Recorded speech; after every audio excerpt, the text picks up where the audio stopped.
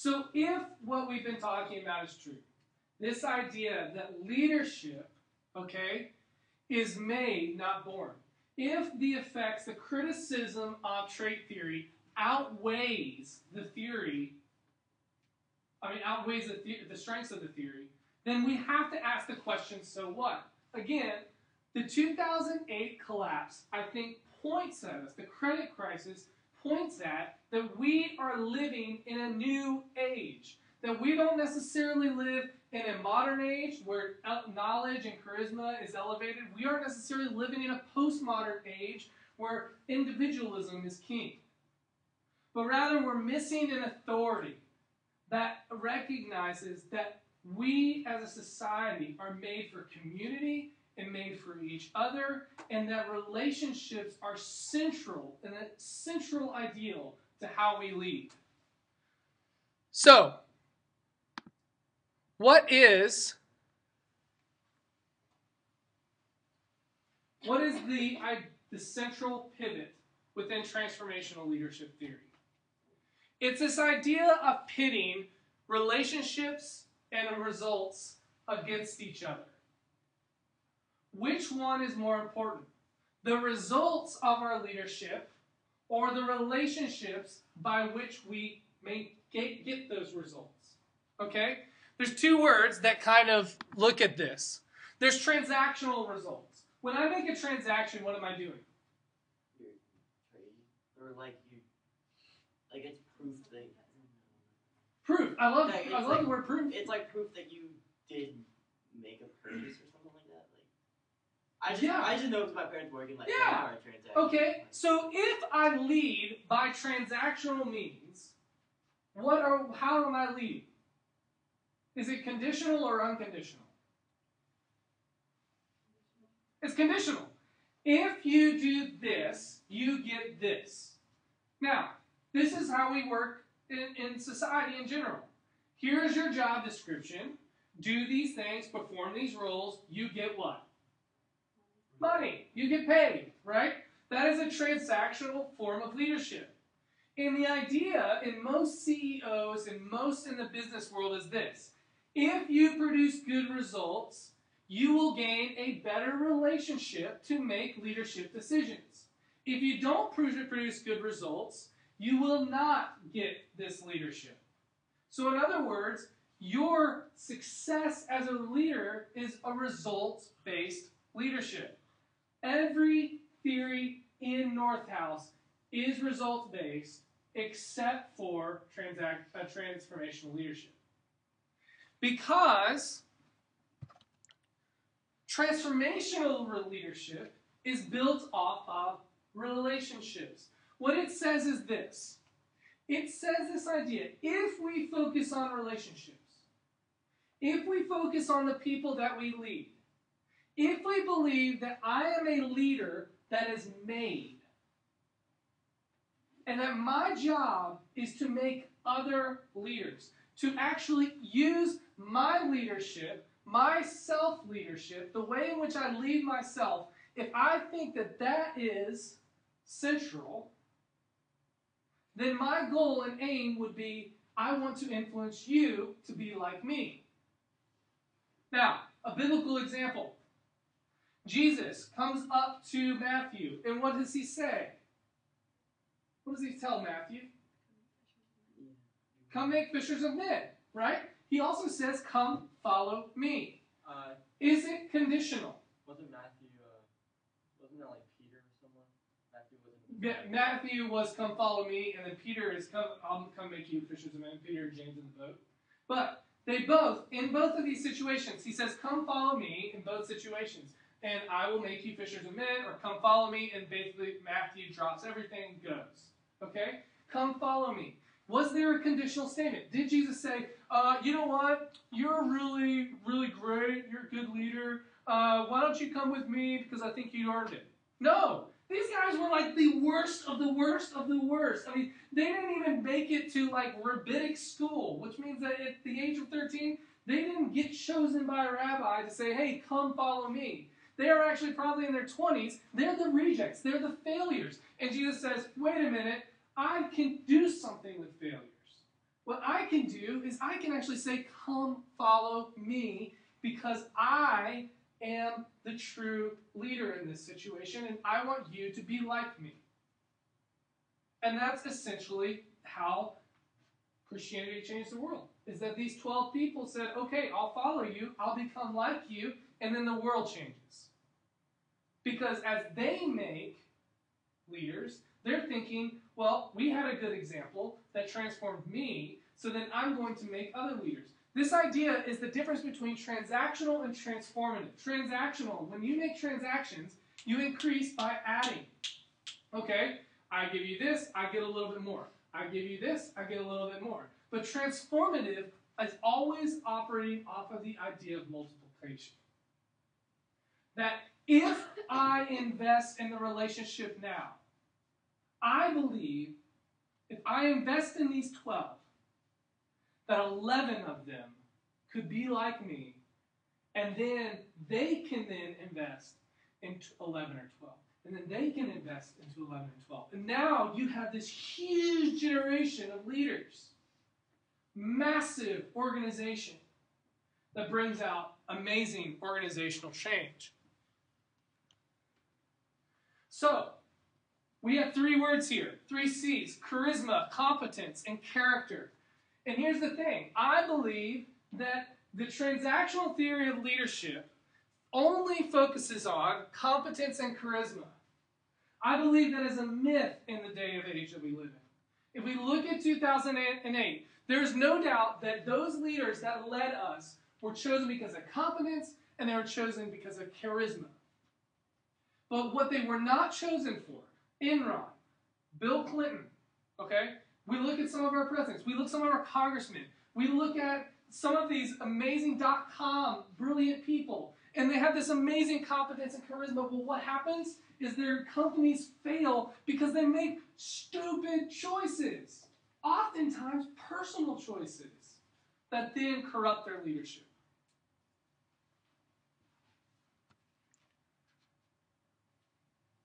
So, who is this? William Wallace. William Wallace, right? We won't watch the clip. But this is a great example of charisma. Have you guys seen this clip? Such a great movie. Have you seen it? You know, You haven't, Evelyn? Okay, we're going to watch it. All right, so we're going to watch a real quick part of the clip. This is charisma.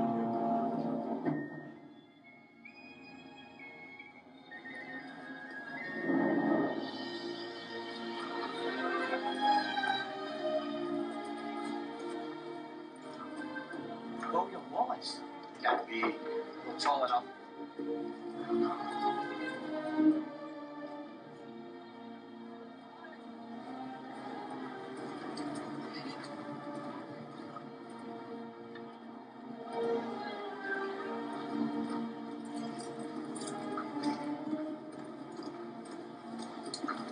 The Almighty says this must be a fashionable fight. It's drawn the finest people. Where is thy salute for presenting yourselves on this battlefield? I give you thanks. This is our army. To join it, you give homage. I give homage To Scotland. and if this is your army, why does it go? We didn't come here to fight for them. Oh! The English are too many!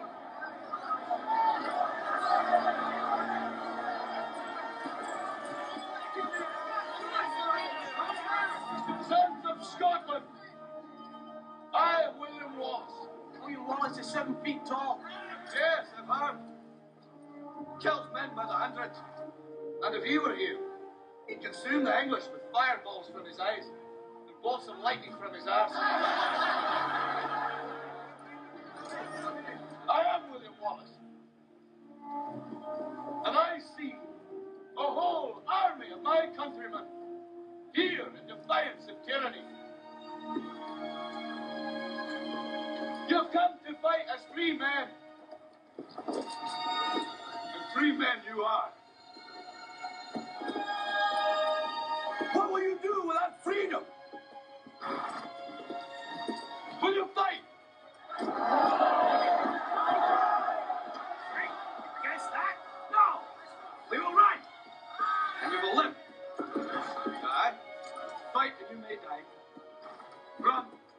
live. At least a while. And dying in your beds many years from now, would you be willing to trade all the days from this day to that for one chance, just one chance, to come back here and tell our enemies that they may take our lives, but they'll never take our freedom?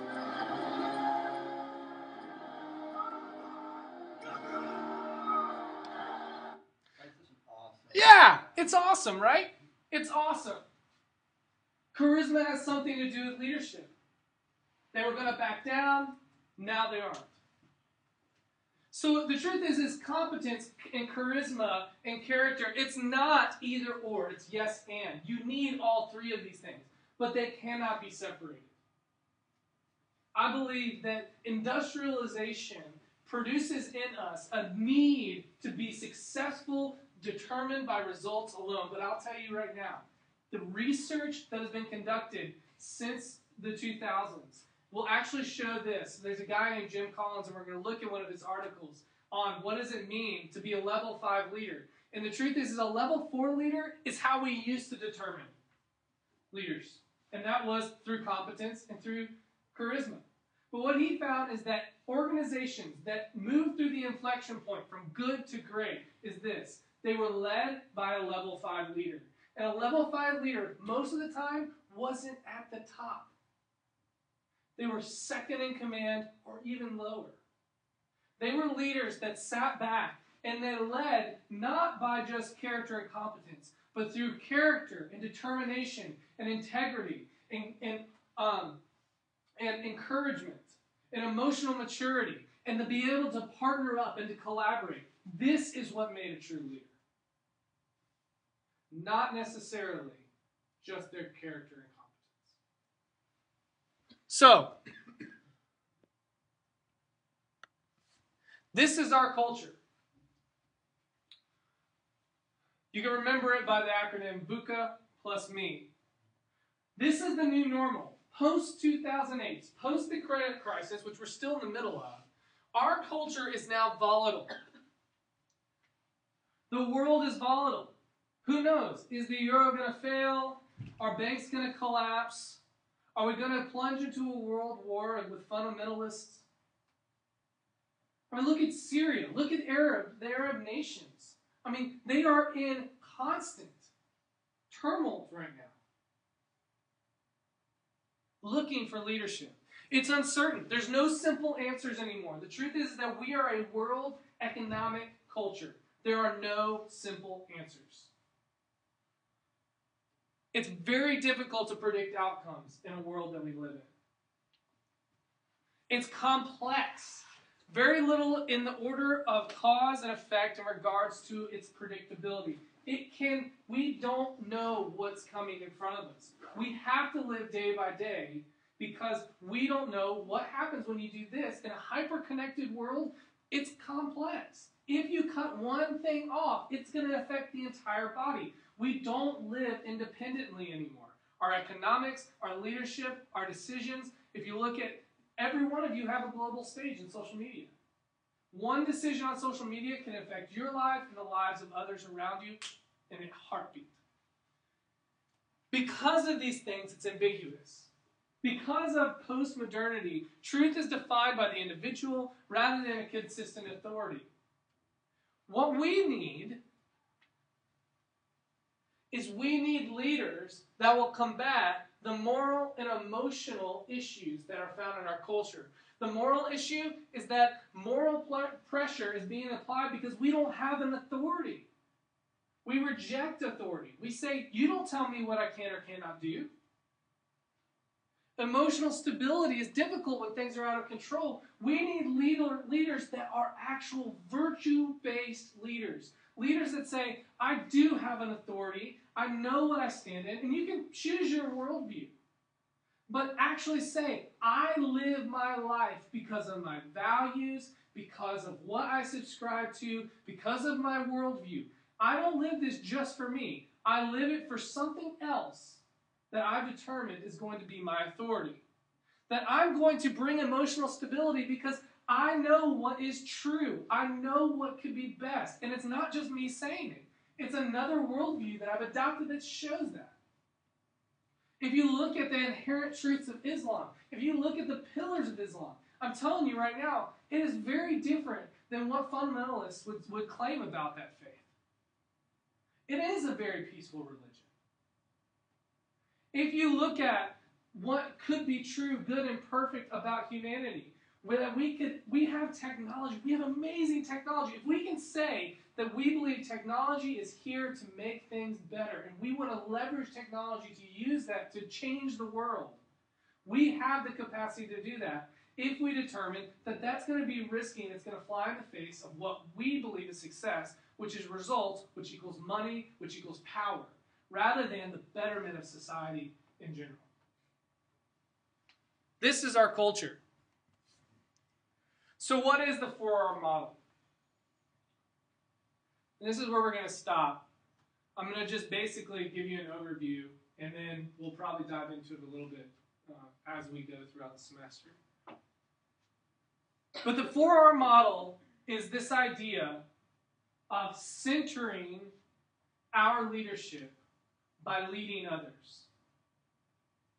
In other words, we are others focused. Now, there's a very big implied idea when it comes to relationships being at the center about the leader. What is the implied idea? If your relationship's focused, what does that say about you as a leader?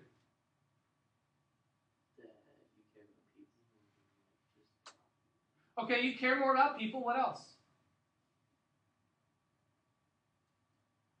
You can't lead where you don't go or haven't been. So the truth is in the center, in the core of this idea, is that you have to know yourself. That's why for the beginning of this class, we actually started with your life timeline. It's the reason why the next couple of days we're going to spend on looking at personal calling and asking the question, you know what? Shelby Gard is an amazing potter. What can she do with her pottery that could change the world? That her passions and her talents, how is it that she can change the world? What is it that she could, create an Etsy store that all profits go to do something so that she can make a real global impact? But the only way that Shelby can know how to move and produce real-world transformative results is to know herself, to know where they came from. That's the reason why the insights are so important when it comes to your genogram and your timeline. Because you need to know, what lessons have you learned in life?